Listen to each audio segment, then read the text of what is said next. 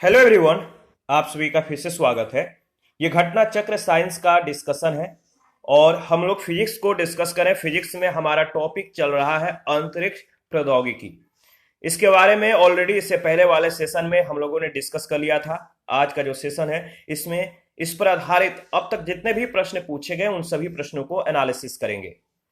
Discussion को start करने से पहले मैं बता दूं कि इसका पीडीएफ अवेलेबल है। अगर आपको पीडीएफ चाहिए तो Telegram channel, Telegram quiz group या चैनल के कम्युनिटी बॉक्स में जाइए, वहां पर इसके रिगार्डिंग में इंफॉर्मेशन को अपडेट कर दिया गया है। तो चलिए स्टार्ट करते हैं। पहला प्रश्न पूछा गया है कि भारतीय अंतरिक्ष कार्यक्रम के जनक कौन थे। भारतीय अंतरिक्ष कार्यक्रम के जनक कौन थे? तो इसका सही जवाब हो जाएगा, देखिए काफी महत्वपूर्ण प्रश्न है, कई बार इस प्रश्न को पूछा जा चुका है। तो सही जवाब है डॉक्टर विक्रम अंबालाल साराभाई। विक्रम साराभाई का नाम याद रखिएगा। डॉक्टर विक्रम साराभाई को भारतीय अंतरिक्ष कार्यक्रम का जनक माना जाता है।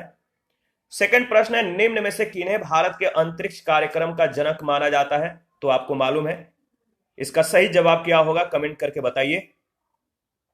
किन्हें भारत के अंतरिक्ष कार्यक्रम का जनक माना जाता है? तो इसका सही जवाब है विक्रम साराभाई को।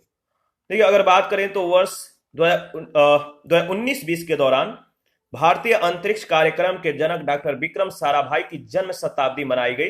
डॉक्टर विक्रम साराभाई का जन्म 12 अगस्त 1919 को हुआ था। थर्ड प्रश्न है, अंतरिक्ष में भेजा गया भारत का प्रथम उपग्रह कौन सा है? अंतरिक्ष में भेजा गया भारत का प्रथम उपग्रह कौन सा है? काफी महत्वपूर्ण प्रश्न है, कई बार इस प्रश्न को भी पूछा गया है। तो अंतरिक्ष में भेजा गया भारत का पहला उपग्रह है आर्यभट्ट। सी ऑप्शन इसका सही जवाब हो जाएगा। भारत का अंतरिक्ष में प्रक्षेपित प्रथम उपग्रह आर्यभट्ट है। इसका प्रक्षेपण तत्कालीन सोवियत संघ के कापोस्तिन यार प्रक्षेपण केंद्र से कॉस्मोस 3M प्रक्षेपण यान के द्वारा 19 अप्रैल 1975 को किया गया।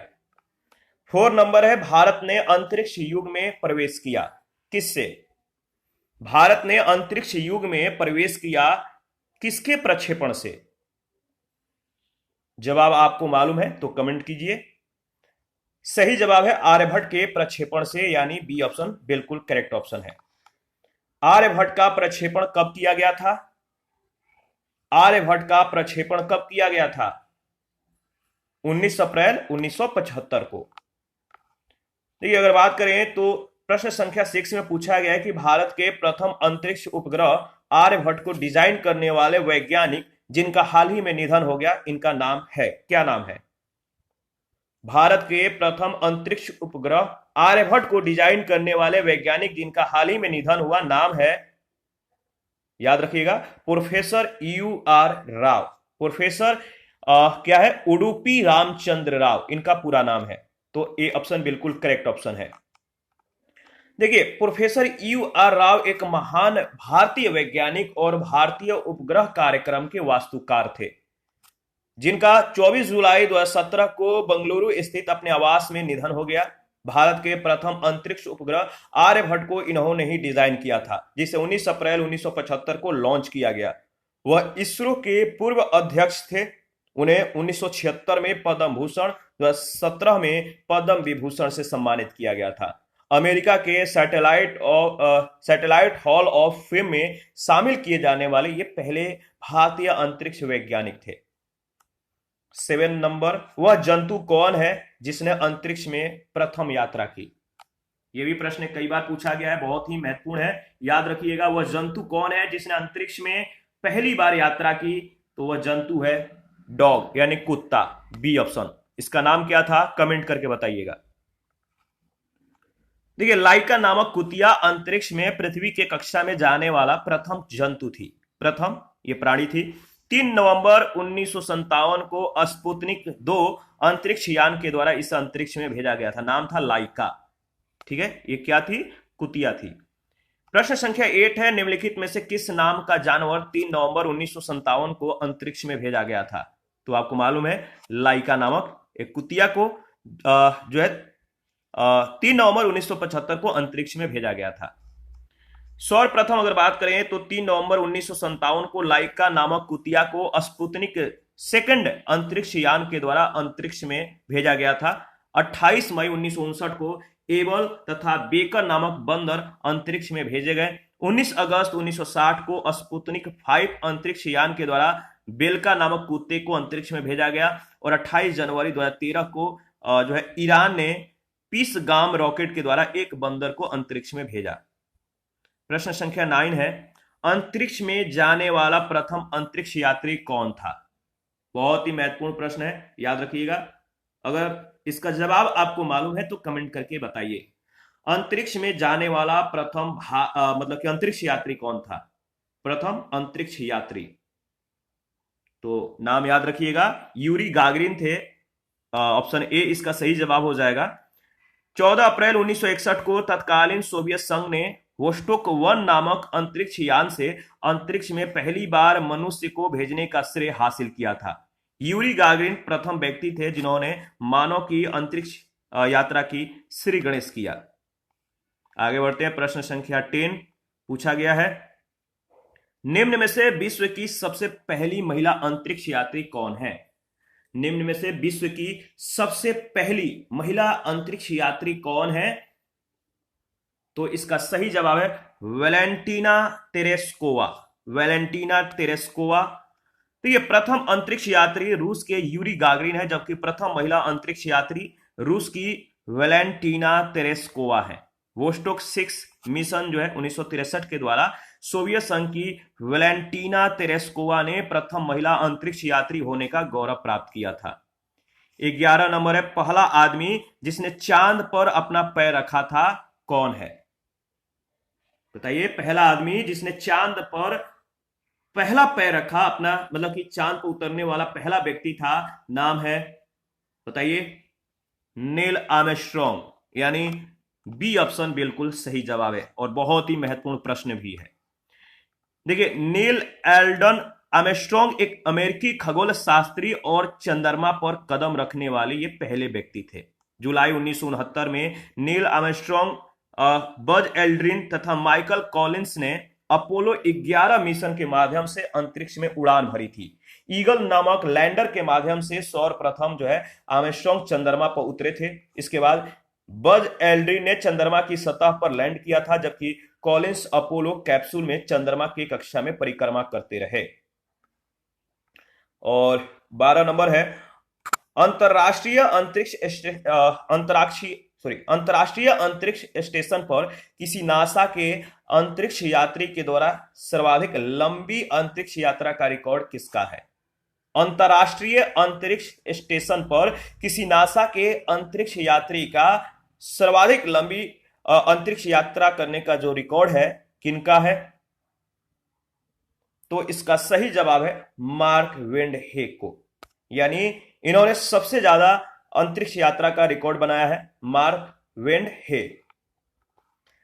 30 मार्च 2022 को नासा के अंतरिक्ष यात्री मार्क वेंड हे ने अंतरराष्ट्रीय अंतरिक्ष स्टेशन पर 355 दिवसीय एकल उड़ान मिशन पूरा किया। यह इतिहास में किसी अमेरिकी अंतरिक्ष यात्री के द्वारा सबसे लंबी एकल अंतरिक्ष उड़ान का विश्व रिकॉर्ड है और इससे पूर्व यह रिकॉर्ड स्कॉट केली के नाम था, 340 दिन। इन्होंने 355 दिन जो है मतलब कि उड़ान भरा था। इसके बाद 13 नंबर है, टीम पिक को निम्नलिखित में से किस रूप में जाना जाता है? Team pick. टीम पिक को निम्नलिखित में से किस रूप में जाना जाता है? इसका सही जवाब क्या है, आप बताइए। बहुत ही महत्वपूर्ण है, ध्यान में रखना है। तो इसका सही जवाब है अंतरिक्ष यात्री के रूप में। टीम पिक को निम्नलिखित में से किस रूप में जाना जाता है? तो अंतरिक्ष यात्री के रूप में। अगर बात करें तो देखिए, जो टीम पिक थे ये यूरोपीय अंतरिक्ष एजेंसी के एक अंतरिक्ष यात्री हैं, ठीक है, और ये ब्रिटिश वायुसेना में भी अपनी सेवाएं दे चुके हैं। 14 नंबर है, निम्नलिखित युग्मों में से कौन एक सही सुमेलित नहीं है? निम्नलिखित युग्मों में से कौन एक सही सुमेलित नहीं है? तो देखिए, पहला सही है, कॉस्मिक बैकग्राउंड का संबंध उपग्रह कार्यक्रम एक्सप्लोरर से है, फेल्कॉन का समुद्रगत केबल तंत्र से, डिस्कवरी का अंतरिक्ष शटल से। लेकिन अटलांटिस का संबंध अंतरिक्ष स्टेशन से दिया गया है, यह सही सुमेलित नहीं है। कोलंबिया, चैलेंजर, डिस्कवरी, अटलांटिस तथा एंडेवर अमेरिकी अंतरिक्ष एजेंसी नासा के स्पेस शटल है। नासा के द्वारा इन सभी का परिचालन अब बंद किया जा चुका है। यहां उल्लेखनीय है कि शटल रॉकेट की तरह प्रक्षेपित किए जा सकते हैं, उपग्रह की भांति पृथ्वी का चक्कर लगा सकते हैं तथा वायुयान की तरह पृथ्वी पर ये उतर सकते हैं। अन्य विकल्पों में कॉस्मिक बैकग्राउंड एक्सप्लोरर एक उपग्रह कार्यक्रम है। इस कार्यक्रम में नासा ने ब्रह्मांडीय विकिरणों की जांच के लिए कोबे नाम के एक उपग्रह का प्रक्षेपण 18 नवंबर 1989 को डेल्टा यान के द्वारा किया गया था। फेल्कॉन रिलायंस कम्युनिकेशन के द्वारा बिछाया गया विश्व का सबसे बड़ा निजी समुद्रगत केबल तंत्र है। इसका उद्घाटन 5 सितंबर 2006 को किया गया। यह तंत्र भारत को अभी 4 महाद्वीपों तथा 11 देशों में या देशों से जोड़ने में ये सक्षम है। 15 नंबर है सूची 1 सूची 2 को सुमेलित करना है। बताना है कि इनमें से कौन सा सही है, इसका मिलान कीजिएगा। देखिए, अगर मिलान कीजिएगा तो जो क्यूरियोसिटी रोवर है इसका जो सही संबंध होगा किसके साथ है, तो यूएसए का ये मंगल ग्रह अन्वेषी अंतरिक्ष यान है, क्यूरियोसिटी रोवर, याद रखिएगा। इसके बाद मैसेंजर का जो संबंध है नासा का बुध ग्रह अन्वेषी अंतरिक्ष यान से है। रुस्तम 1 का जो संबंध है डीआरडीओ का मानव रहित वायुयान से है। और आकाश 2 जो है ये टैबलेट है, सबसे सस्ती। देखिए, इसके बारे में अगर बात करें तो ऑप्शन ए सही है, ये वाला ऑप्शन सही है बिल्कुल। क्यूरियोसिटी रोवर जो है नासा के मार्स साइंस लेबोरेटरी मिशन के तहत नवंबर 2011 में फ्लोरिडा से एटलस वी रॉकेट के द्वारा प्रक्षेपित मंगल ग्रह अन्वेषी अंतरिक्ष यान है। मैसेंजर बुध ग्रह की सतह, भू रसायन और अंतरिक्ष पर्यावरण के अध्ययन के लिए 2004 में नासा के द्वारा प्रक्षेपित अंतरिक्ष यान है। रुस्तम 1 डीआरडीओ की बंगलुरु स्थित इकाई एरोनॉटिकल डेवलपमेंट एस्टेब्लिशमेंट के द्वारा विकसित मानव रहित विमान। और आकाश 2 का जो संबंध है विश्व के सबसे सस्ते टैबलेट कंप्यूटर आकाश का 9 संस्करण। 16 नंबर है निम्नलिखित में से कौन सा नासा का अंतिम अंतरिक्ष यान यानी अंतिम अंतरिक्ष शटल रहा है। नासा का अंतिम अंतरिक्ष यान कौन सा है, याद रखिएगा, सही जवाब है अटलांटिस। ऑप्शन ए बिल्कुल करेक्ट ऑप्शन है। देखिए, अगर बात करें तो 8 से 21 जुलाई के बीच 2011 के स्पेस शटल अटलांटिस की अंतिम उड़ान के साथ नासा के स्पेस शटल कार्यक्रम का समापन हो गया। 2011 में 8 से 21 जुलाई के मध्य संपन्न स्पेस शटल जो अटलांटिस थी इसकी अंतिम उड़ान के साथ नासा के स्पेस शटल कार्यक्रम को समाप्त कर दिया गया।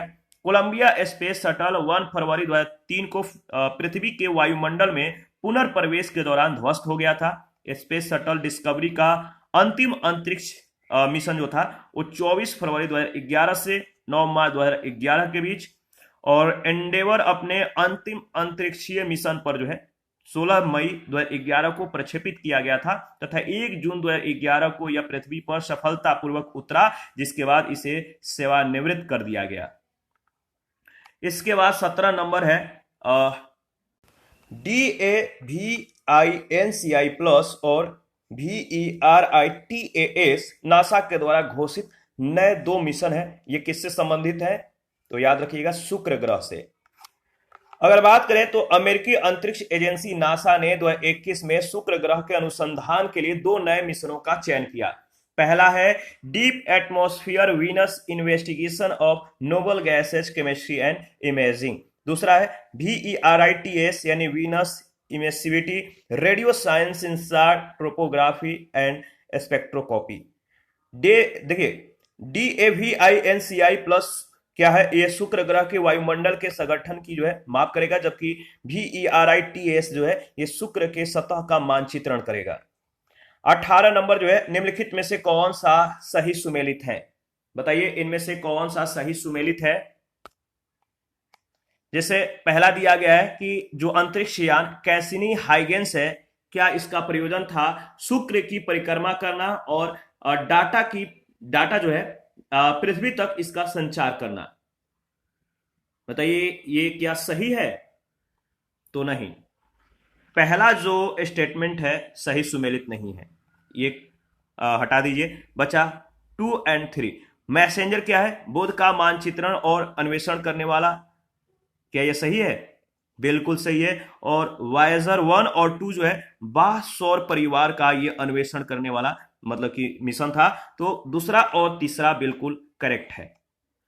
कैसिनी हाइगेंस शनि ग्रह पर भेजा गया मानव रहित अंतरिक्ष यान था, अतः युग्म 1 जो है सही सुमेलित नहीं है। बुध ग्रह के रासायनिक संगठन, चुंबकीय क्षेत्र आदि के अध्ययन के लिए अगस्त 2004 में नासा के द्वारा मैसेंजर नामक रोबोटिक अंतरिक्ष यान का प्रक्षेपण किया गया था। और बाह्य सौर परिवार के अन्वेषण के लिए 1977 में नासा के द्वारा वायेजर कार्यक्रम के तहत 2 मानव रहित अंतरिक्ष मिशन वायेजर 1 और वायेजर 2 का प्रक्षेपण किया गया था।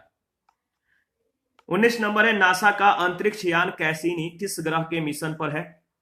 नासा का अंतरिक्ष यान कैसिनी जो है किस ग्रह के मिशन पे है? सही जवाब क्या होगा बताइए? सही जवाब है शनि ग्रह के मिशन पर, यानी सी ऑप्शन। कैसिनी नासा के द्वारा शनि एवं उसके उपग्रहों के अध्ययन के लिए प्रक्षेपित एक रोबोटिक अंतरिक्ष यान था। सितंबर 2017 में यह मिशन जो है समाप्त हो गया। याद रखिएगा। प्रश्न संख्या 20 पूछा गया है कि निम्नलिखित में से कौन सा एक अंतरिक्ष यान है? कौन सा एक अंतरिक्ष यान है? तो याद रखिए कैसिनी। कैसिनी नासा के द्वारा शनि और उसके उपग्रहों के अध्ययन के लिए प्रक्षेपित रोबोटिक अंतरिक्ष यान था। टेक्सार इजरायली उपग्रह है जिसे भारत के पीएसएलवी यान से प्रक्षेपित किया गया था। और एपोफिस एक मतलब कि एस्टेरॉयड है तथा एस्पिजर नासा के द्वारा संस्थापित अंतरिक्ष दूरबीन है। 21 है, यह प्रयोग 3 ऐसे अंतरिक्ष यानों को काम में लगाए गए जो एक समबाहु त्रिभुज की आकृति में उड़ान भरेंगे, जिसमें प्रत्येक भुजा 1 मिलियन किलोमीटर लंबी है और यानों के बीच लेजर चमक रही होंगी। कथित प्रयोग किससे संदर्भित करता है? बताइए इसका सही जवाब क्या होगा? तो इसका सही जवाब है ऑप्शन डी, इवोल्वर्ड लिसा। ठीक है, डी ऑप्शन को याद रखिएगा। देखिए, इवोल्वर्ड लेजर इंटरफेरोमीटर स्पेस एंटीना को जो है ईलिसा को जो है संदर्भित करता है। ईलिसा एक प्रस्तावित अंतरिक्षीय मिशन है जिसका उद्देश्य है ग्रेविटेशनल वेव्स का पता लगाना, यानी गुरुत्वीय तरंगों का पता लगाना और उनका सटीकता के साथ मापन करना। यूरोपीय अंतरिक्ष एजेंसी इस मिशन का संचालन कर रही है, जिसमें नासा एवं वैज्ञानिकों का एक अंतर्राष्ट्रीय संघ भी सहयोग कर रहा है। इवोल्वर्ड लिसा का प्रयोग 3 ऐसे अंतरिक्ष यानों को काम में लगाएगा जो एक समबाहु त्रिभुज की आकृति में उड़ान भरेंगे, जिसमें प्रत्येक भुजा 1 मिलियन किलोमीटर लंबी है और यानों के बीच लेजर चमक रही होगी। 22 नंबर है, विकसित लेजर व्यक्तिकरण मापी अंतरिक्ष एंटेना यानी इन्वॉल्व लेजर इंटरफेरोमीटर स्पेस जो एंटेना है, इस परियोजना का क्या प्रायोजन है, उद्देश्य है? ईलिसा का क्या प्रायोजन है, आप बताइए। तो देखिए, ईलिसा का जो प्रायोजन है गुरुत्वीय तरंगों का संसूचन करना। ठीक है, बी ऑप्शन। ईलिसा परियोजना के तहत 3 भिन्न भिन्न लेकिन एक दूसरे से संबंध अंतरिक्ष यान शामिल है। यह अंतरिक्ष यान एक त्रिकोणीय विन्यास में सूर्य की परिक्रमा करेंगे। ये तीनों अंतरिक्ष यान संयुक्त रूप से एक परिशुद्ध इंटरफेरोमीटर की रचना करेंगे। ये इंटरफेरोमीटर 0.1 एम हर्ट्ज से 1 हर्ट्ज की आवृत्ति की रेंज में गुरुत्वीय तरंगों का पता लगाने में सक्षम होगा। 23 नंबर है, ब्रिटेन के वैज्ञानिकों ने एक जो है ग्रेविटी ट्रैक्टर बनाया है, निम्न में से उसे चिन्हित कीजिए। ब्रिटेन के वैज्ञानिकों ने एक ग्रेविटी ट्रैक्टर बनाया है, निम्न सूची से उसे जो है सूचित कीजिए, चिन्हित कीजिए। इसका सही जवाब क्या होगा? तो देखिए, अगर बात करें जो ऑप्शन दिया गया है, इन चारों ऑप्शन में जो डी ऑप्शन है, एक अंतरिक्ष यान ऐसे यांत्रिकी के साथ जो क्षुद्र ग्रहों को पृथ्वी से टक्कर लेने से बचाएगा, इसके संदर्भ में यह सही है, डी ऑप्शन।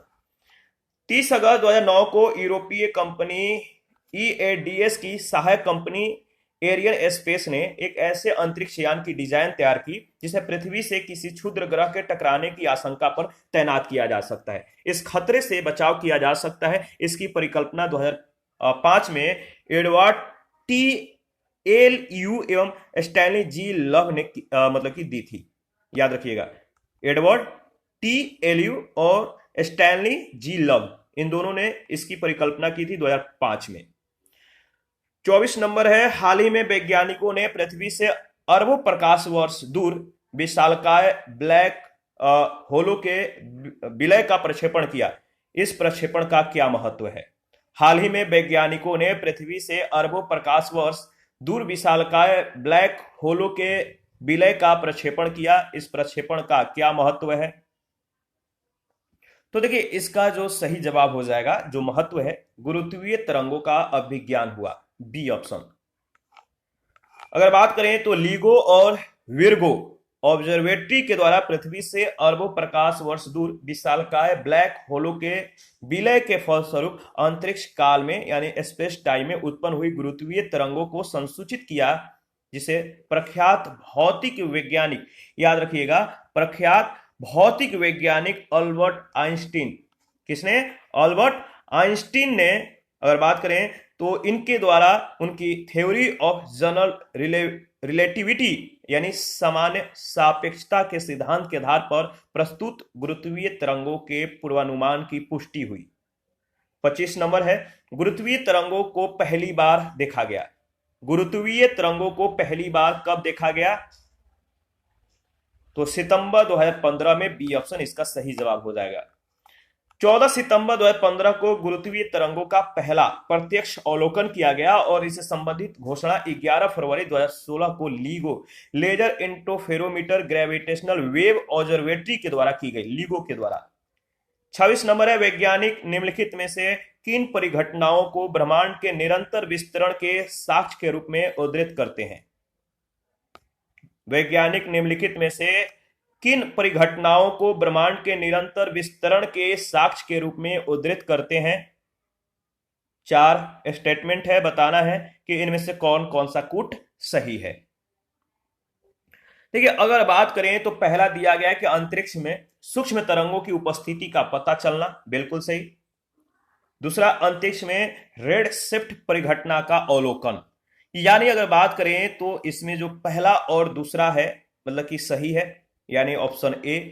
तीसरा चौथा स्टेटमेंट इसके संदर्भ में नहीं है, तो ऑप्शन ए बिल्कुल सही जवाब है। कैसे? अंतरिक्ष में सूक्ष्म तरंगों की उपस्थिति का पता चलना तथा रेड शिफ्ट परिघटना का अवलोकन वैज्ञानिकों के द्वारा ब्रह्मांड के निरंतर विस्तरण के साक्ष्य के रूप में प्रस्तुत किया जाता है। अमेरिका के साल परलमुटर और एडम राइस के अलावा ऑस्ट्रेलियाई अमेरिकी वैज्ञानिक ब्रायन स्मिथ ने 1998 में 2 अलग अलग शोधों में इस बात का पता लगाया कि करीब 14 अरब वर्ष पहले बिग बैंग की घटना के बाद अस्तित्व में आए ब्रह्मांड के विस्तार की गति तेज होती जा रही है। इसके पूर्व वैज्ञानिकों की धारणा यह थी कि ब्रह्मांड के विस्तार की गति में लगातार कमी आ रही है। अपने अध्ययन में इन वैज्ञानिकों ने पाया कि 50 से अधिक सुपरनोवा से निकल रहा प्रकाश वक्त के साथ अपेक्षा से क्या होगा? अपेक्षा से कहीं ज्यादा कमजोर हो गया है। ठीक है, कहीं ज्यादा कमजोर हो गया, जो इस बात का संकेत करता है कि ब्रह्मांड के विस्तार में तेजी आ रही है। इसी कारण सुपरनोवा की दूरी पृथ्वी से बढ़ गई है और इस वजह से उनसे निकलने वाला प्रकाश दूर हो गया है। इन तीनों वैज्ञानिकों को ब्रह्मांड के विस्तार को समझने के दिशा में किए गए उनके शोध के लिए 2011 के भौतिक शास्त्र के क्षेत्र में नोबेल पुरस्कार से सम्मानित किया गया था। इन तीनों का नाम याद रखिएगा। 27 नंबर है, प्रसारी विश्व की संकल्पना आधारित है किसके प्रभाव पर? प्रसारी विश्व की जो संकल्पना है, यानी ये जो विश्व है इसका प्रसार हो रहा है, इसका फैलाव हो रहा है, किसके मतलब कि सिद्धांत पर या संकल्पना पर यह आधारित है? याद रखिएगा, इसका सही जवाब है डॉपलर प्रभाव पर, ऑप्शन ए, डॉपलर प्रभाव। प्रसारी विश्व की संकल्पना डॉपलर प्रभाव पर आधारित है। डॉपलर प्रभाव के कारण आकाशगंगाओं के केंद्र से आने वाले प्रकाश में उत्पन्न लाल रेड शिफ्ट यह दर्शाता है, लाल विचलन यह दर्शाता है कि वे हमसे दूर जा रही हैं, यानी हर दिशा में ब्रह्मांड का विस्तार हो रहा है। 28 नंबर है, निम्नलिखित परिघटनाओं पर विचार कीजिए। 3 परिघटना दिए गए हैं।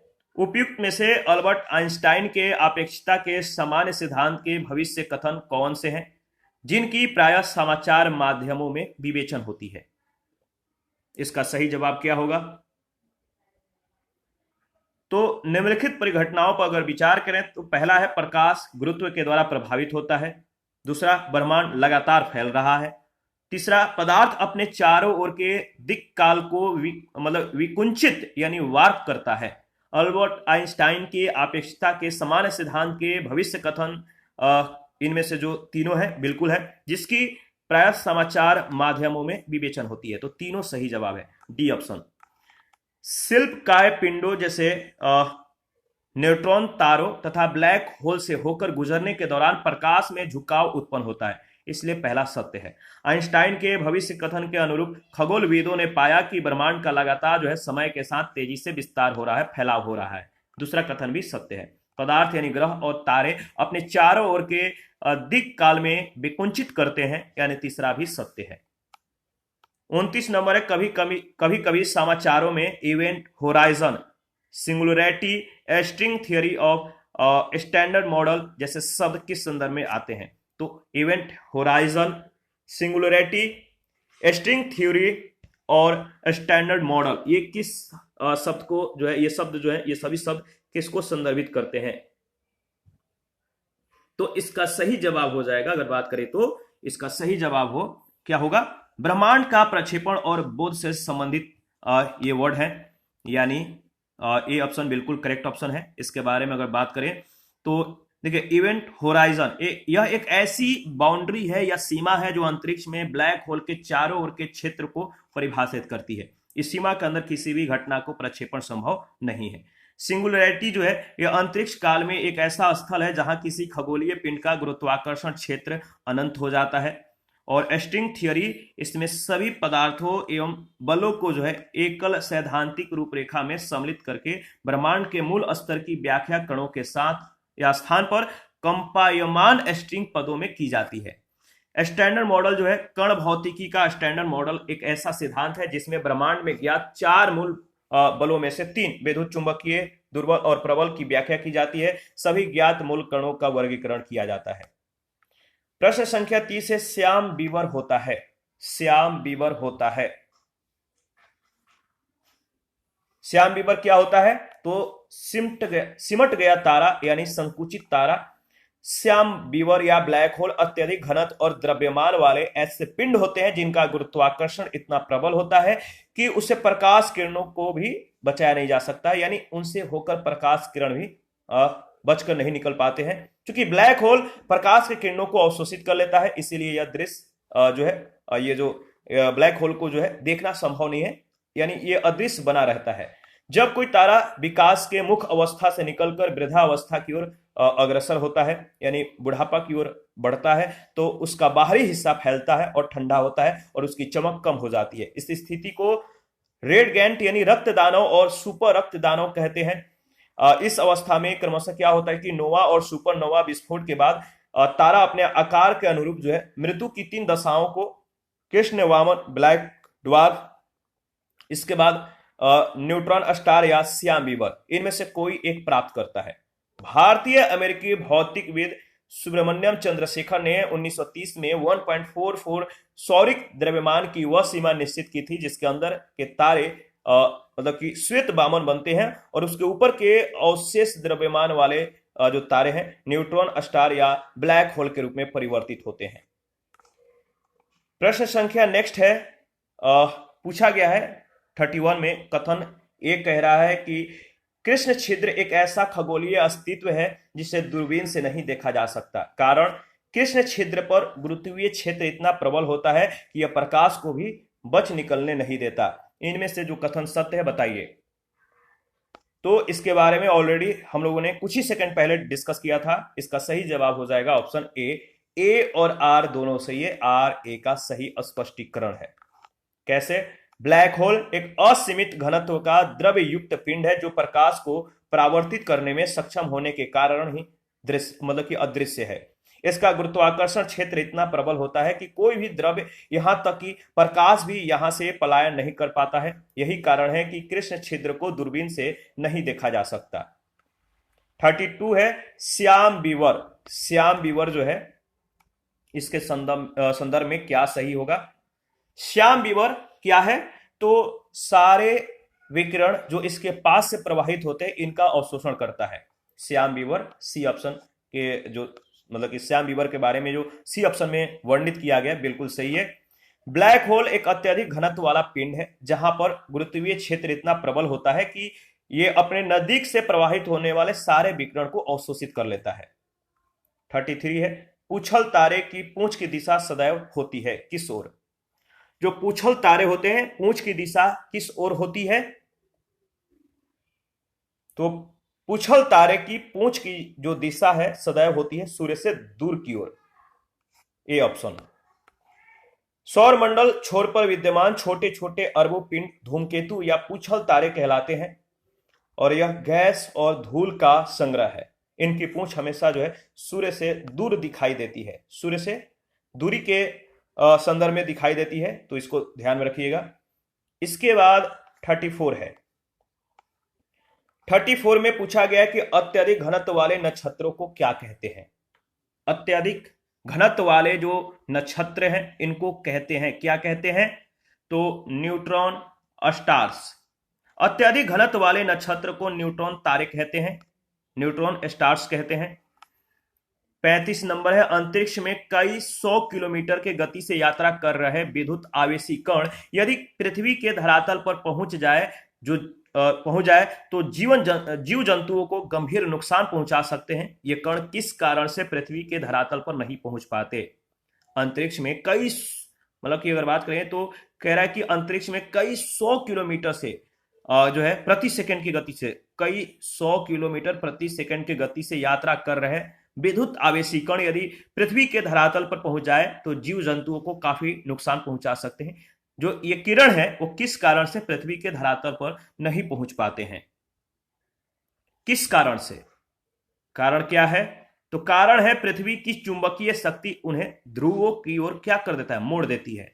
तो यही कारण है जो ये मतलब कि जो किरण है, कौन? विद्युत आवेशी कण ये पृथ्वी के मतलब कि प्रवेश में, पृथ्वी के वायुमंडल में प्रवेश करने से मतलब कि ये रहित हो जाते हैं, नहीं प्रवेश कर पाते हैं। अगर बात करें तो अंतरिक्ष में तीव्र गति से तेजी से यात्रा कर रहे विद्युत आवेशी कण ये पृथ्वी के धरातल पर नहीं पहुंच पाते हैं। ऐसा क्यों होता है?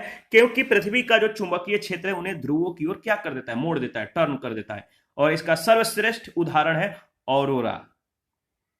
36 नंबर है, यदि कोई मुख्य सौर तूफान पृथ्वी पर पहुंचता है तो पृथ्वी पर निम्नलिखित में से कौन कौन से जो है संभव मतलब कि प्रभाव होंगे? कौन कौन से प्रभाव पड़ेगा?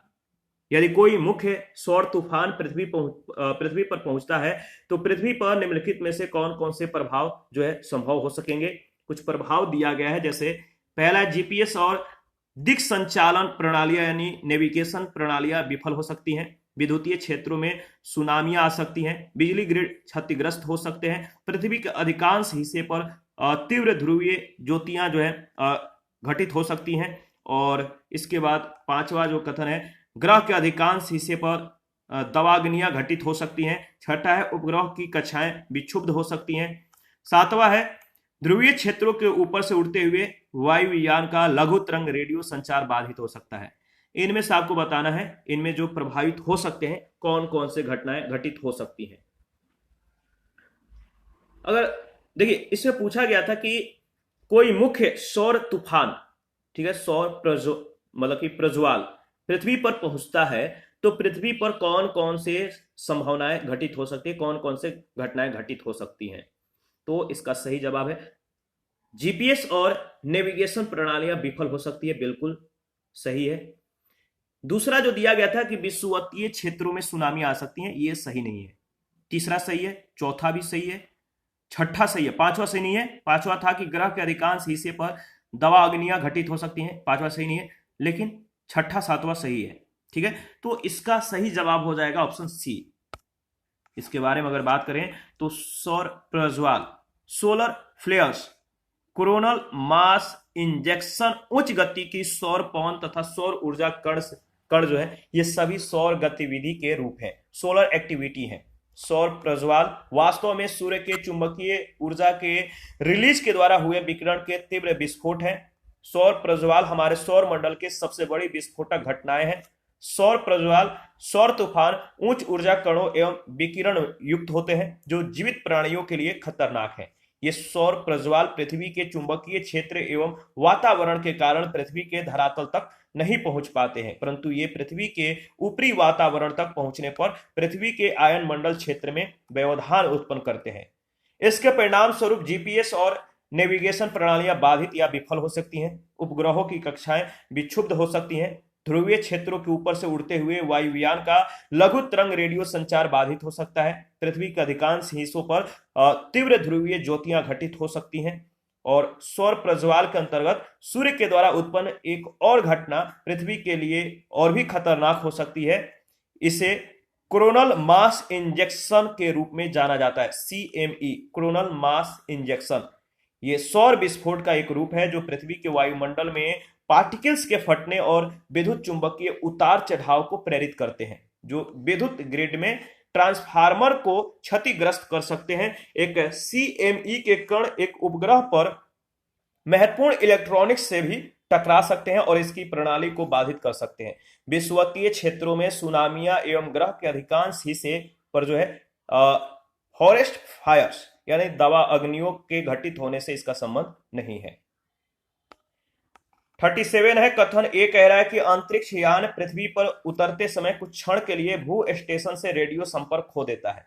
कारण, जब एक अंतरिक्ष यान पृथ्वी के वायुमंडल में प्रवेश करता है तो यान की सतह का ताप बढ़ जाता है, जिससे उसके चारों ओर वायु आयनित हो जाते हैं। तो इन दोनों में से जो सही कथन है आपको बताना है कौन सा सही कथन है।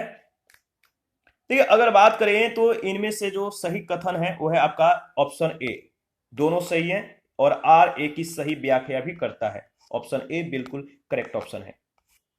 इसके बारे में अगर बात करें तो 2-4 पॉइंट है। अंतरिक्ष यान के पृथ्वी के वायुमंडल में प्रवेश के दौरान वायु के कणों से टकराने के फलस्वरूप उत्पन्न हुए घर्षण से क्या होता है कि अंतरिक्ष यान की सतह का तापमान बढ़ जाता है, जिससे उसके चारों ओर की जो एयर है आयनित हो जाती है और ये रेडियो सिग्नलों को बाधित करके भू स्टेशन से अंतरिक्ष यान के संपर्क को प्रभावित कर देती है। 38 है निम्नलिखित कथनों पर विचार कीजिए। निम्नलिखित कथनों पर विचार कीजिए। क्या विचार करना है?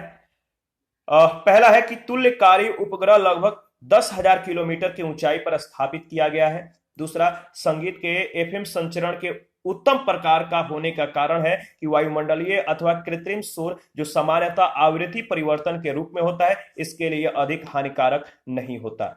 इन दोनों में से जो सही है कौन सा सही है? तीसरा, इसमें तीसरा स्टेटमेंट नहीं है, दो ही स्टेटमेंट है। तो इनमें से जो सही मतलब कि स्टेटमेंट है वो है आपका पहला, केवल पहला स्टेटमेंट। क्या है कि तुल्यकारी उपग्रह लगभग 10,000 किलोमीटर की ऊंचाई पर स्थापित किया गया है। पहला स्टेटमेंट सही नहीं है। तो इसमें जो सही मतलब कि स्टेटमेंट है मतलब कि ऑप्शन है वो है ऑप्शन ए, यानी स्टेटमेंट सही नहीं है लेकिन ऑप्शन ए सही है। ऑप्शन ए आपको लगाना है ओमार शीट में, तो समझने की कोशिश कीजिएगा। तुल्यकारी उपग्रह या जियो सिंक्रोन जो जियो स्टेशनरी सैटेलाइट है इसकी कक्षा की ऊंचाई लगभग 36,000 किलोमीटर होती है। इस कक्षा में स्थापित एक उपग्रह के दायरे में धरती का 1/3 भूभाग आ जाता है। यदि इस कक्षा में 3 उपग्रह समान दूरियों पर स्थापित कर दिए जाएं तो सारी दुनिया में संचार व्यवस्था स्थापित की जा सकती है। इसलिए पहला सही नहीं है, दूसरा कथन सही है। 39 है दूरसंचार प्रसारण के लिए प्रयुक्त उपग्रहों को भू अप्रगामी कक्षा में रखा जाता है। एक उपग्रह ऐसी कक्षा में तब होता है जब पहला, कक्षा भूतुल्यकालिक होती है, दूसरा, कक्षा वृत्ताकार होती है, तीसरा, कक्षा पृथ्वी के भूमध्य रेखा के समतल होती है और चौथा, कक्षा जो है 22,236 किलोमीटर की तुंगता पर होती है। तो जो दूरसंचार प्रसारण के लिए उपयुक्त उपग्रहों को भू अप्रगामी कक्षा में रखा जाता है। तो एक उपग्रह ऐसी कक्षा में तब होता है जब इन चारों में से कौन सा कंडीशन जो है सही है? तो देखिए इसका जो सही जवाब हो जाएगा पहला, दूसरा, तीसरा, लेकिन चौथा स्टेटमेंट सही नहीं है। ऑप्शन ए बिल्कुल करेक्ट ऑप्शन है। इसके बारे में डिस्कस कर लेते हैं। भू अप्रगामी कक्षा एक वृत्तीय भूतुल्यकालिक कक्षा है जो पृथ्वी के भूमध्य रेखा के समतल होती है। समुद्र तल से इस कक्षा की ऊंचाई लगभग जो है 22,236 मील होती है। ठीक है, कभी कभी इसे कलार कक्षा के नाम से भी जाना जाता है। पृथ्वी के एक नियत बिंदु से देखने पर भू अप्रगामी कक्षा में स्थापित कोई उपग्रह स्थिर प्रतीत होता है। 40 नंबर है, भू स्थैतिक स्थिति क्या है? भू स्थैतिक स्थिति क्या है? तो इसका सही जवाब है ऑप्शन सी। जब कोई पदार्थ पृथ्वी के चारों ओर पृथ्वी के गति के समानुपाती उस गति से चलता है कि वह पृथ्वी पर स्थित किसी स्थान से निश्चित दूरी पर होता है। सी ऑप्शन इसका करेक्ट ऑप्शन है। जब कोई पदार्थ पृथ्वी के चारों ओर पृथ्वी के गति के समानुपाती उस गति से चलता है कि वह पृथ्वी पर स्थित किसी स्थान से निश्चित दूरी बनाए रखता है, तो इसे भू स्थैतिक स्थिति कहते हैं। इसी सिद्धांत पर भू स्थिर उपग्रह कार्य करते हैं। इस प्रकार के उपग्रहों की कक्षा वृत्ताकार होती है और ये 24 घंटे में पृथ्वी का एक चक्कर लगाते हैं। इनकी गति पृथ्वी के परिभ्रमण से समान होने के कारण ये उपग्रह स्थिर प्रतीत होते हैं। इसी के साथ आज का जो सेशन है समाप्त करते हैं। नेक्स्ट सेशन में बचे हुए प्रश्नों को कवर करने की कोशिश करेंगे। आप अपना प्रतिक्रिया देते रहिए, आपके प्रतिक्रियाओं का हमें बेसब्री से इंतजार रहता है। जिन लोगों ने Telegram channel, Telegram quiz group, Facebook page, Instagram को ज्वाइन नहीं किया है, वीडियो के डिस्क्रिप्शन बॉक्स में उसका लिंक है, आप ज्वाइन कर सकते हैं। Thank you.